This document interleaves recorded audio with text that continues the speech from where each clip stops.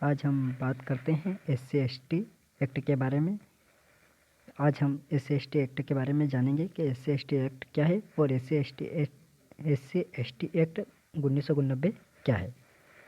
चलिए आज हम बात करते हैं। 1947 में आज़ादी मिलने और 1950 में अपना संविधान लागू होने के बाद भी देश में कुछ लोग अपने अधिकारों से वंचित रहे। ऐसा नहीं था कि इनके अधिकारों से वंचित रखा गया था, बल्कि ये सामाजिक भेदभाव के शिकार थे। 1955 में लोगों के protection of civil rights act आया। बावजूद इसके समाज में रह रहे कुछ वर्गों के लोगों के साथ भेदभाव जारी रहा। यह वर्ग कमज़ोर, अति पिछड़ा, दलित, जिनके साथ छुआछूत, अत्याचार और भेदभाव का सिलसिला लगातार जारी रहा। भारतीय संविधान में इन्हें समानता का मौलिक अधिकार बिल्कुल मिला था, पर यह वर्ग लगातार भेदभाव का शिकार रहा। कई सरकारों ने इन्हें इनके अधिकार देने के पहले तो जरूर की, पर वह लक्ष्य तक पहुंच नहीं पा रहा था। समाज में इनकी हालत सुधार न के बराबर दिख रहा था। कई पूर्व की सरकारों ने इस बात को माना भी कि इस वर्ग को ताकतवर लोग लगातार डालने की कोशिश करते हैं। उनकी आर्थिक स्थिति भी जस की तस बनी रही और सामाजिक स्थिति तमाम मानकों पर बेहद खराब थी। इसलिए SC/ST एक्ट लाने की जरूरत पड़ी। सौभाग्य योजना क्या है, कैसे ले सकते हैं इसका लाभ? ये क्या है SC/ST एक्ट? अनुसूचित जाति और अनुसूचित जनजाति के लोगों की सुरक्षा के लिए SC/ST एक्ट 1 सितंबर 1990 में संसद द्वारा पारित किया गया था। SC/ST एक्ट को पूरे देश में 30 जनवरी 1990 को लागू कर दिया।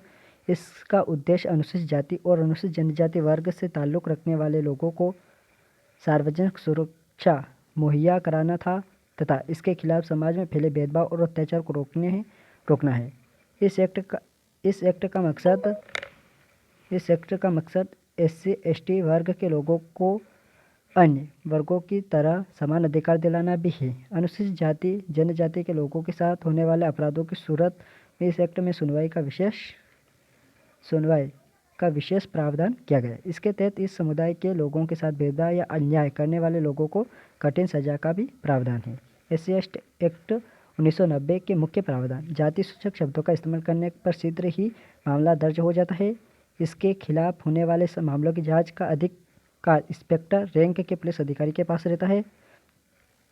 केस दर्ज हो जाने की स्थिति में तुरंत गिरफ्तारी का प्रावधान है।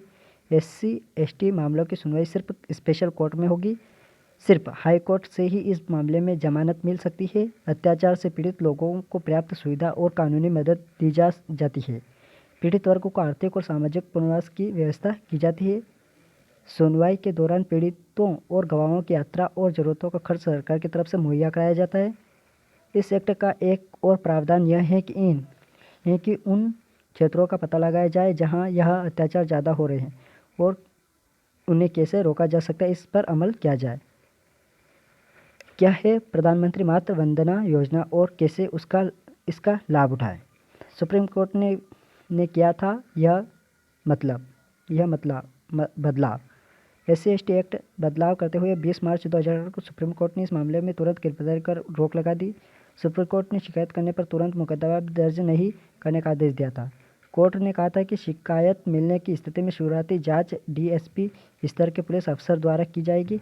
जांच हर हाल में 7 दिन के अंदर होनी चाहिए। कोर्ट ने ऐसा इसलिए किया था ताकि शुरुआती जांच के बाद DSP यह पता लगा सके कि किसी तरीके से झूठे आरोप लगाकर फंसाया तो नहीं जा रहा है। कोर्ट ने बड़े पैमाने पर इस कानून के गलत इस्तेमाल किए जाने की बात मानी थी। कोर्ट ने यह भी कहा था कि सरकारी कर्मचारियों की गिरफ्तारी सिर्फ सक्षम अथॉरिटी की इजाज़त के बाद ही हो सकती है। कोर्ट ने इस अग्रिम जमानत के लिए आवेदन के अधिकार भी दिए थे। कोर्ट के फैसले का विरोध: SC/ST कानून में बदलाव के सुप्रीम कोर्ट के फैसले का विरोध पूरे देश में हुआ। 1 अप्रैल 2018 को देश भर में कई संगठनों ने बंद बुलाया था। जगह जगह आगजनी की गई। इस विरोध प्रदर्शन में कई लोगों की जान भी गई थी। सार्वजनिक संपत्ति में आग लगी थी।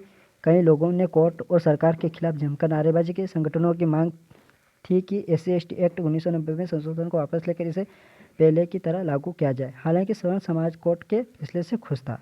सरकार का पक्ष। देश भर में हुए विरोध प्रदर्शन के बाद केंद्र सरकार बदलाव में थी। सरकार ने कोर्ट के इस फैसले के खिलाफ पुनर्विचार याचिका दाखिल की थी। सरकार में शामिल कई मंत्री और गठबंधन दलों के सदस्यों ने भी इस फैसले का विरोध किया था। बदलाव में आकर सरकार पहला अध्यादेश लाई।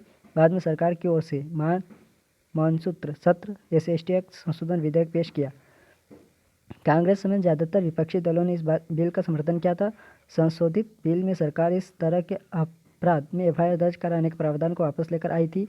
सरकार ने माना कि केस दर्ज करने से पहले जांच जरूरी नहीं और न ही गिरफ्तारी से पहले किसी की इजाज़त लेनी होगी। अग्रिम जमानत का भी प्रावधान खत्म हो गया। मोदी सरकार की दलील पर सुप्रीम कोर्ट ने अपना फैसला बदल लिया। कोर्ट ने सरकारी कर्मचारियों और सामान्य नागरिकों को गिरफ्तार करने से पहले अनुमति लेने की इजाज़त खत्म कर दी।